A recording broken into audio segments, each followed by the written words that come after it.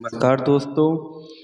और आज हम लोग बात करेंगे इंडियन एजुकेशन सिस्टम की।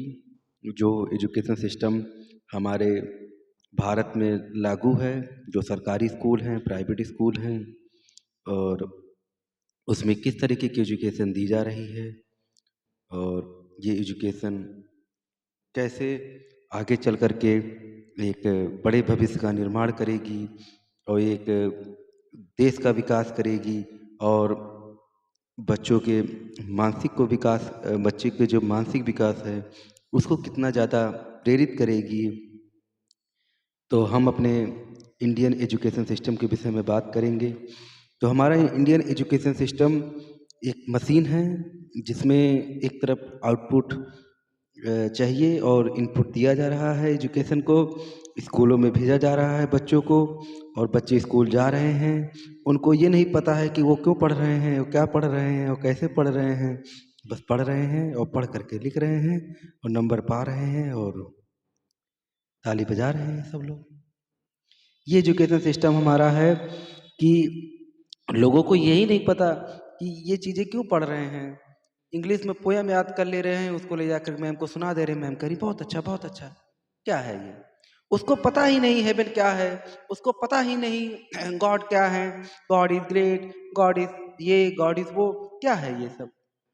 आप उनके विषय में डिस्क्रिप्शन उनको नहीं दे रहे हैं, आप अपने वेदों को नहीं पढ़ा रहे हैं, आप अपने पुराणों को नहीं पढ़ा रहे हैं। 18 पुराण, 4 वेद हमारे पास हैं और न जाने कितनी चीज़ें सनातन धर्म के अंदर हैं।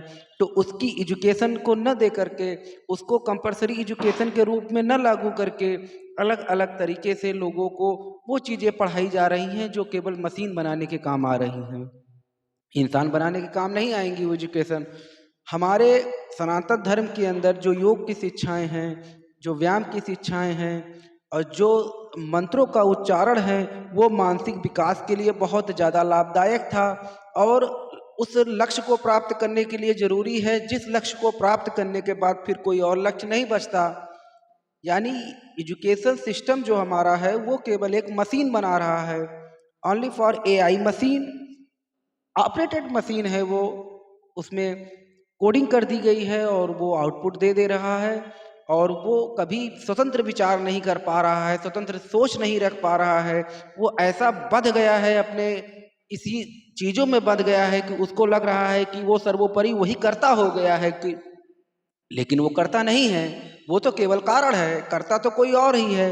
तो इस चीज़ों को वो समझ नहीं पा रहा है, और हमारी एजुकेशन सिस्टम में जो समझाने वाले हैं वो खुद ही नहीं समझ रहे हैं, तो दूसरों को क्या समझाएंगे।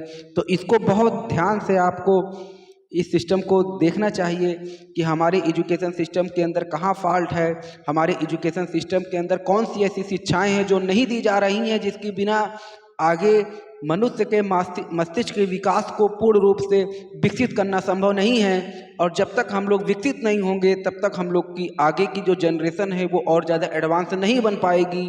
तो इसके लिए हमको अपने एजुकेशन सिस्टम के अंदर सुधार करना होगा, और हमारे जो वेद हैं, जो पुराण हैं, जो उसकी शिक्षाएं हैं, वो लोगों तक पहुंचानी होगी।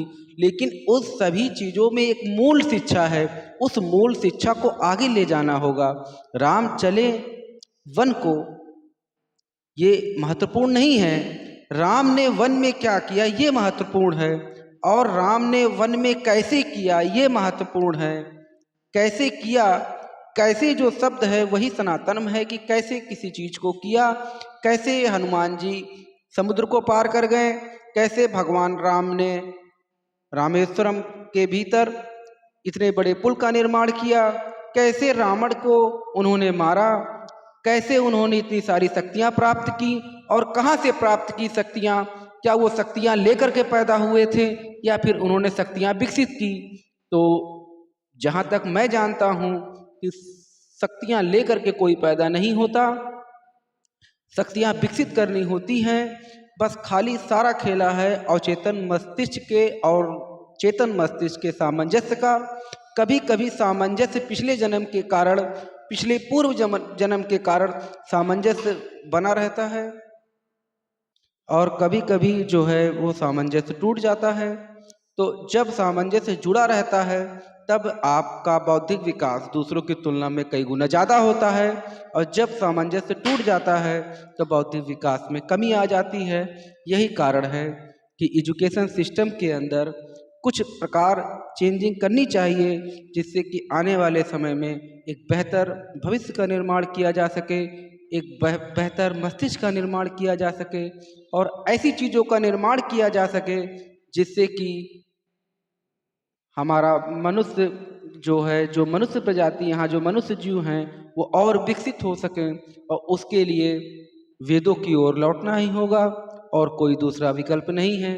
वेदों के ही तरफ लौटना एक अंतिम विकल्प है और कोई भी मार्ग मेरे हिसाब से नहीं है।